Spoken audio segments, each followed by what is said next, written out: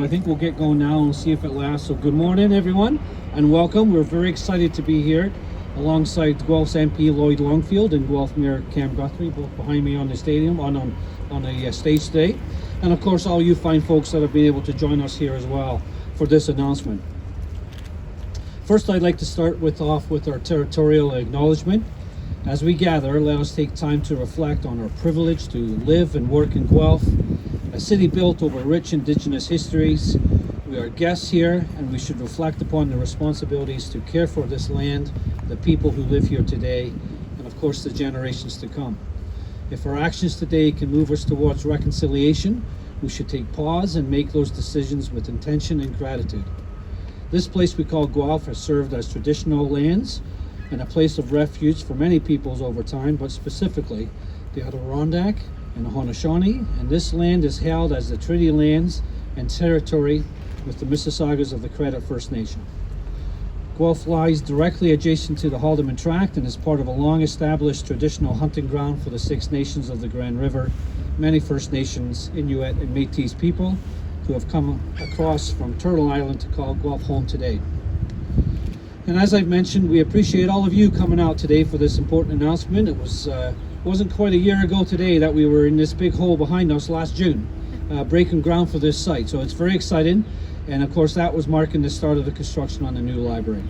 And work has continued to progress, as you can see, since then. And now we're here this morning to continue that momentum. And so with that, I'd like to invite Guelph MP Lloyd Longfield up to share some remarks on behalf of the Government of Canada.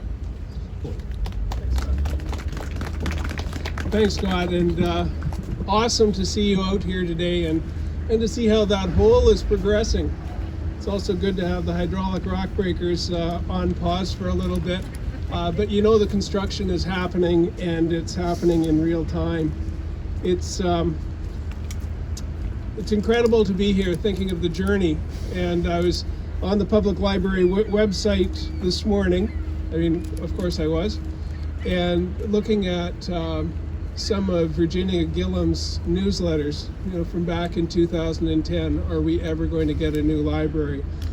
And the history of the site and the history of the library, really, really amazing, thinking of being in the heart of Guelph, where the library has always been, just across the street, or whether it was the 1963 library, going back to the 1830s, Guelph has always had a place for a library. To my notes, because I'm here on behalf of the Honourable Sean Fraser, Minister of Housing and Infrastructure, and the investments that we're making in infrastructure, which isn't something that the federal government has been involved with until recently, but really stepping in to help communities directly. More than 1,500 people use the library every day here in Guelph. And you think of anybody in Guelph, one of the first things you do is you get a library card. You discover the stories of Guelph, the stories of Canada. You learn something new, you engage with other people in the community, and really, regardless of age or background, the library is a gathering space. It's a place of sanctuary. It's a place where we honor and preserve our history, our narratives, our knowledge, our experiences. Not always good stories, but stories nevertheless that we need to pay attention to. Libraries have resided here for almost 200 years, and 1905 was the first official library, but there was a library in the back of a store before then. The population of Guelph in 1905 was 12,000. And as the population grew, so did the need for a larger building. So not unlike today. In 1965, after 60 years, the new main library was constructed when the population was 27,000. For almost another 60 years, the city is now at the point of becoming a home of 143,000 people. I skipped a line there, sorry about that. Now the library, of course, has computers, phones. Human-caused climate change requires an urgent need to take deliberate action. And so the new library is not only a place of satisfying curiosity and creativity, but also a place where we can look at respecting the environment more. The infrastructure investments that we're making are really looking at reducing harmful emissions, increasing our productivity, and making our community a more attractive place to live. So we are investing across Canada, but in particular here in Guelph, on infrastructure so that we can have these key priorities around improving culture, improving impact, and improving the results on climate change. Since 2016, we've invested more than $21 billion in infrastructure projects in Ontario alone, projects that are making a real and significant difference in our lives and the lives of our community. Rec centers, helping us to prioritize our health. Green buildings that cut pollution and increase energy efficiency. Public transit systems that make it easier to get around our communities safely, conveniently, and affordably. The federal government is focused on growing and building a brighter future for all Canadians. That's why I'm really excited to be here today on behalf of Sean Fraser, the Minister of Housing, Infrastructure and Communities, to announce the federal government is investing $13.5 million under the Green Inclusive Community Buildings Program to construct the new Central Library here. Yeah. So it's going to be replacing our Central Library across the street, which is definitely dated. It's been dated for a while now.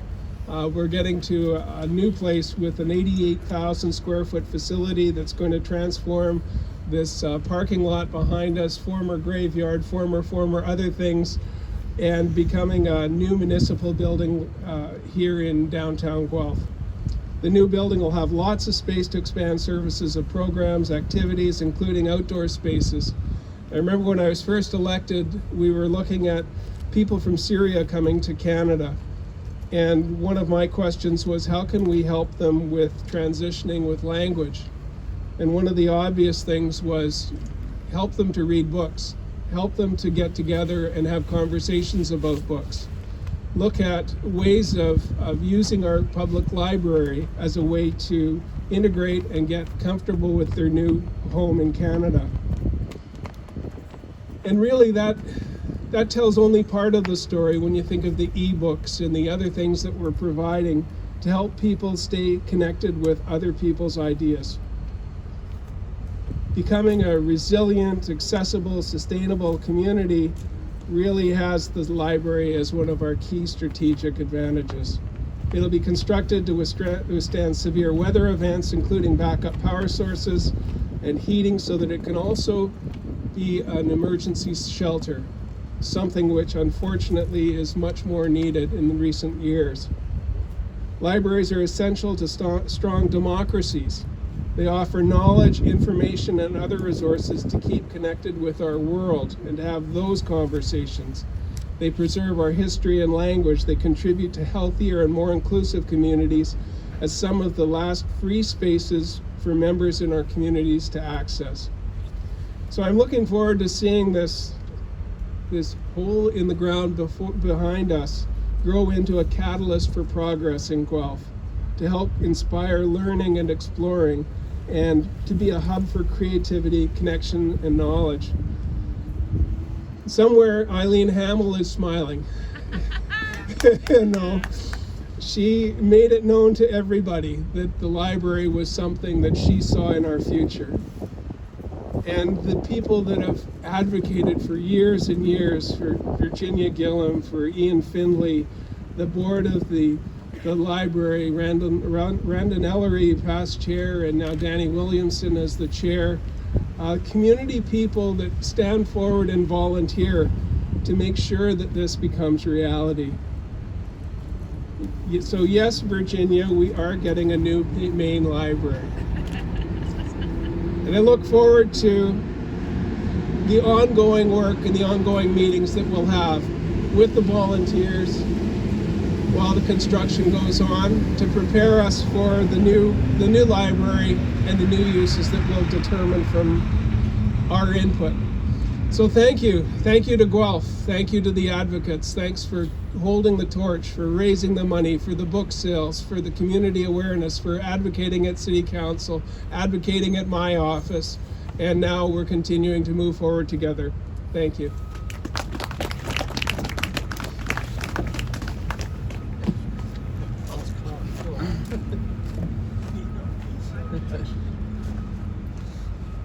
Well, thank you, Lloyd, and thank you, Scott. And it's already been mentioned that the maybe we could just get a wave from the people from the library board, and yeah, you Dan. Thank you very much for being here. And I just also want to, right off the top, just part of our role. When I say the word "our," I define that as staff, city staff, and also council and myself. From also our own advocacy and our own work sort of behind the scenes to make sure that we were trying to raise the profile of this asset to the community, along with the applications for funding to be here today. So if we could give our city staff a big round of applause as well for the work that they did in meeting the criteria for why we are here today for this amazing announcement of $13.5 million from the Green and Inclusive Community Building Program. And it is going to be, of course, right here, right behind us for this new Baker District and the new Central Library. And as you've heard me say many times, it is turning an underperforming asset into a performing asset. This parking lot here is going to be turning not only into this brand new library, this 88,000 square foot library, but it will have, yes, some parking spaces for everyone as well. We're going to have people living on this site, and we're going to have a beautiful green space and landscape area for the community to also enjoy. This funding is going to help directly with trying to help with meeting a lot of our emissions targets, more specifically by trying to cut our greenhouse emissions by about 63% by 2030. And we want to become, of course, a net zero community by 2050 or sooner. These funds will go directly into helping with that. And in fact, I've been told that this is the first library in Canada that will be able to meet this zero carbon standard right here in Guelph. That's fantastic. And also, I just want to mention that this is part of, this massive renewal program for our entire downtown. You're seeing this here, but over the next several years, you're going to be seeing a lot of investments into our downtown core area. And so this is just a thrilling day to receive this $13.5 million. I really do want to thank our MP, Lloyd Longfield, for his dedication to our community over so many years.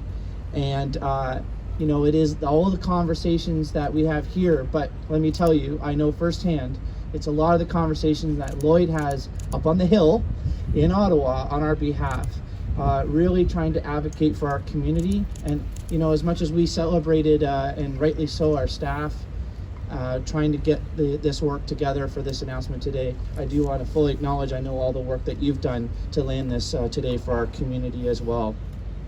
But while I have the mic, I have to thank Minister Sean Fraser as well, the Minister of Housing, Infrastructure and Communities, for actually creating this program to begin with that will serve Guelphites for the years to come, and across Canada, others communities as well. We need upper levels of government to step up consistently in helping our communities, and the federal government, you've been doing that. I just want to really acknowledge that. As everyone remembers, just a few weeks ago, we also received $21.4 million for the Housing Accelerator Fund, also with your advocacy, our collective advocacy, and because of the program and the work from Minister Sean Fraser as well. So this is becoming, as I would call it, a trend. So maybe in a few weeks, we'll have another announcement, because we're getting used to it. So I really appreciate the federal government's investment in helping with these funds. I also want to just thank all the collaboration across so many departments at the City of Guelph, again, to make this happen. And I hope to make sure that I see all of you here, not just for a sod turning, which happened last year, not for looking at a hole today, but for an actual ribbon cutting in the next couple of years when that becomes a reality for the community as well. So thank you again for being here, and thank you for all the work to getting us to this moment. $13.5 million is a really good reason to get up on a Monday morning. So thank you very, very much.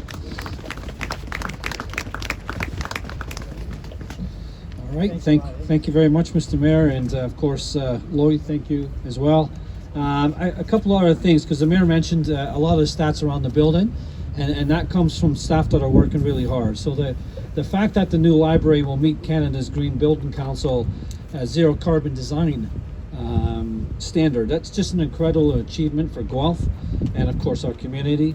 It shows that we continue to be a leader in the environmental field, a leader in climate action. And it's just, it just highlights that we are a green and sustainable city. As much as we might fuss about that from time to time, here's living, breathing examples of exactly that. I'd also, we'll get to the Q&A. We're almost there now, but I'd like to thank you again for coming out this morning. It's a chilly morning, but it's always good to hear exciting news. 13.5 million is, yes, it does warm our heart. I'd certainly like to take a moment to thank the staff, and I know the Mayor did do that, but I want to thank the staff, the city staff that are here today, and those that aren't actually, who had helped get this project to where it is today, and of course our library staff too. So I see Dan is back there, and folks on the library side. That certainly, we couldn't have done it without the great staff doing all that work. The city councillors, some of that are here this morning, so thank you for participating, and of course with the Mayor. We always appreciate your support. I forgot to mention. Yeah. I'm very sorry. And then finally, I'd like to take a moment to give a special thank you to our Guelph's MP, Lloyd Longfield. This is Lloyd's final term as a member of Parliament, as he announced last summer, and he won't be seeking re-election in the next federal election, at which point he'll have served as our MP for a decade, and that's 10 years of making great strides for the city and for Canadians. And as a representative of the City of Guelph, I just wanted to thank you for your years of service to our community and the contributions you've made, Lloyd. So thank you very much. So with that, we're just going to open things up to a Q&A, and then there'll be a bit of a photo opportunity when we've wrapped that up. So any comments for anybody that's on the stage here? Thank you. So what's the impact on the city's financial commitment to this? Are we just shaving $13.5 million off the budget for this project? Yeah, sure. Yeah, it's actually pretty much as simple as that math. Yeah, so a lot of the money that this is, $13.5 million is going to the very things that you would have found being in the construction of this building anyways. So it will go directly to the overall envelope costs that were set aside for the building. Thank you. Yeah. Is there an updated estimated timeline for completion? Well, it's exactly what it has been. It'll be the fall of 2026, Good. and you'll see this thing coming out of the ground over this year and next. So again, I say that with a view that construction in summertime, but if everything goes according to Hoyle, 26 is the year that we'll be doing that, the ribbon cutting, as the Mayor mentioned. So the money doesn't make it go any faster, eh? Well, it makes us smile a little more, I would say that, but no, it doesn't make it go any faster.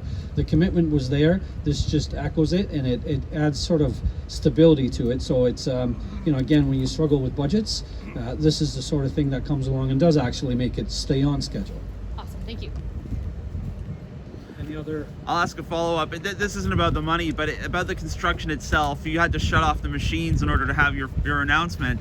And I have heard grumblings, people like, it's too loud, it's too noisy. Like, is there any, I realize it's construction, and to stop the noise, you have to stop construction. But in terms to address people's concerns and just the anecdotal, it's noisy downtown. Yeah, I'm not sure that I wouldn't say we've heard lots of complaints about noise, but noise comes with this type of activity. We're moving back into that springtime, so you're starting to hear noise that we sort of forgot about as we shut things down over the wintertime. and the faster we get through it, the faster the noise disappears. I would say that. So we're not tone deaf, no pun intended, but we have to get through the construction to get to the opening. So that's part of what will take place here. We're always cognizant of course, our own bylaws, noise bylaws, and we stay on top of that because there is residents that are on top of us here as well, and so we aren't outside of those things, Adam. But it's just it's construction. I just had to ask. Okay. 2 seasons in Canada, winter. Any other comments? All right. So we're just going to do it. Do you want the councillors? If I can get the councillors to come on up on the stage. You want to do it on the stage or in front? Well, we'll do it in front. We'll come down.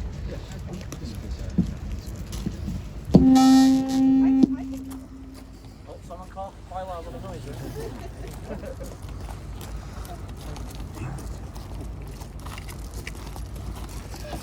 Yeah, it's good to see you.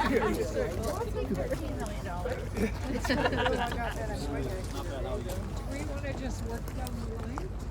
Yeah, sure. Okay. This way Joy first, yeah. Joy?